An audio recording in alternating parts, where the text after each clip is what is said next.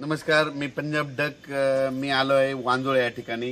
हे वांजोळ्याचं पुनर्वसन तालुका मंठ आहे. तर काल मध्ये 14 जूनला या ठिकाणी दुपारी 2 वाजता या मंदिराच्या कळसावर वीज पडलेली आहे. तर पाहू शकता हे मंदिराचा कळस आहे. तर मी म्हणत असून भविष्यामध्ये मंदिराच्या कळसावर वीज पडतील आणि बाजूच्या घरावर पडणार नाही. मग हे कळस वीज वाचित त्याचं शास्त्रीय कारण तर मी बरेच वेळेस सांगितलेलं आहे. तर हे वांजोळ्या ठिकाणी पडलेली वीज आहे. जीवितहानी कुठं काही झालेली नाही. त्या कळसाने वीज ओढून घेतली आणि तिथं संपून टाकली. तर इतर नसती पडली तर बाजूच्या गजाच्या घरावर पडलेली असती. मी म्हणत असतो भविष्यात मंदिराच्या कळसा वीज पडते आणि या ठिकाणून महाराष्ट्रातल्या शेतकऱ्याला अंदाज देणार आहे.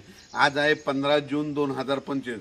राज्यामध्ये आज 15, 16, 17, 18 दररोज वेगवेगळ्या भागात सरी येणार आहेत. म्हणून हा अंदाज लक्षात घ्यायचा. राज्यातल्या सर्व शेतकऱ्याला सांगू इच्छितो की ज्यांच्या जमिनीमध्ये ओल आहे, तुम्ही काय करा की जमिनीत पेरणीची तयारी करा. जमिनीत 1 फूट असेल तर तुम्ही पेरणीची तयारी करू शकता. म्हणून हे अंदाज लक्षात घ्यायचा. पण राज्यात सांगायचं झालं तर दररोजच वेगवेगळ्या भागात पाऊस चालू राहणार आहे. म्हणून हे अंदाज लक्षात घ्यायचा.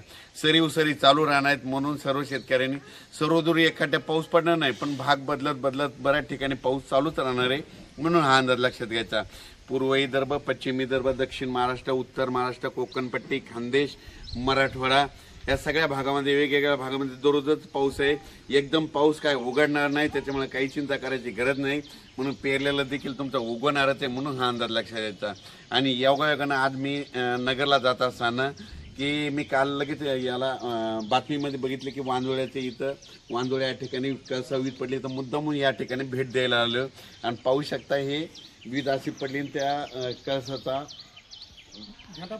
झेंडा याचा दुसरा देखील व्हिडिओ, त्याचा जे ध्वज होता याच्यावर लावले मंदिरावर जे ध्वज लावलेला होता ते देखील जळाला, पाहू शकता. आणि अशी या ठिकाणी प्रशासनाने याची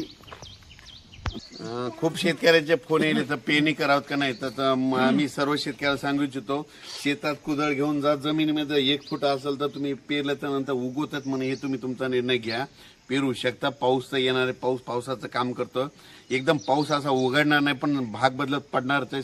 सरी येणार आहे. म्हणून हा अंदाज लक्षात घ्यायचा.